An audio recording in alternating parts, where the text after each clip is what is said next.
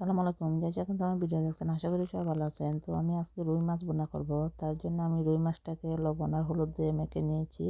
একটা পাইপ্যানে আমি তেল দিয়েছি, দিয়ে আমি এগুলো দিয়ে দিলাম, আগে ভাজি করে নেব। তো এখানে আমি মশলা রেডি করে নিচ্ছি। এই তো আমি এখানে দিয়ে দিলাম পেঁয়াজ, সামান্য একটু রসুন দিয়ে দিলাম, একটু লবণ দিয়ে দিলাম পরিমাণ মতো।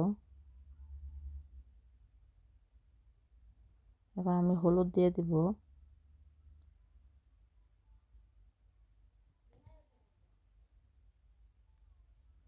এই তো আমি 1 চামচ পরিমাণ হলুদ দিয়ে দিলাম আমার চামচটা দিয়ে। মরিচের গুঁড়ো দিয়ে দিলাম 2 চামচ, ধনিয়ার গুঁড়ো দিয়ে দিলাম 2 চামচ,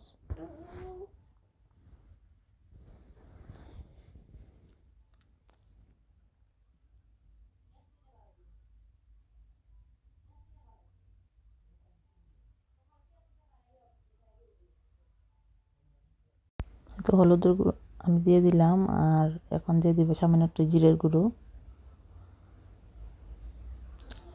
তো আমার এক পিসটা হয়ে গেছে, এখন আরেক পিসটা আমি উল্টে দিচ্ছি মাছটা।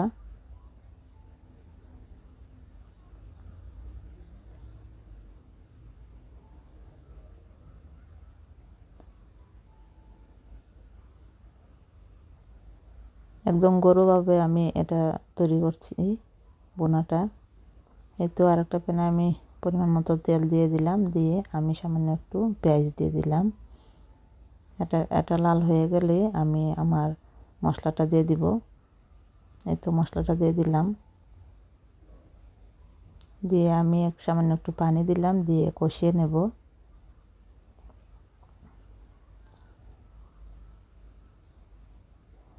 কোনো ঝামেলা না, কিচ্ছু না।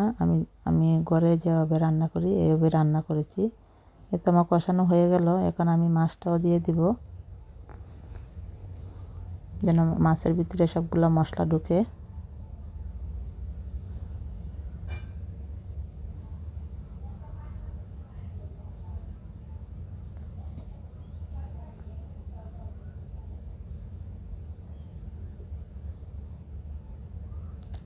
এই তো আমি মাছটা দিয়ে দিলাম, দিয়ে আমি ঢাকনাটা ঢেকে দিব, আরও কিছুক্ষণ জাল করব।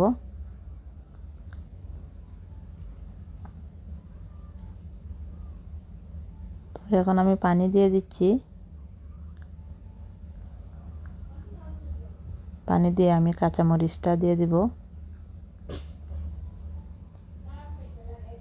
এই তো কাঁচামরিচগুলো দিয়ে দিলাম, দিয়ে আবার ঢাকনাটা ঢেকে দিব, আরও কিছুক্ষণ জাল করব।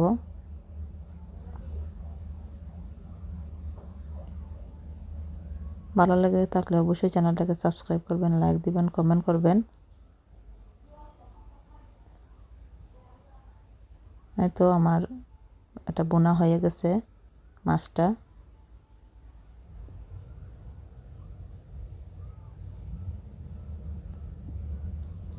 তো আমি এখন নামিয়ে নেব। মাছটা আমার হয়ে গেছে।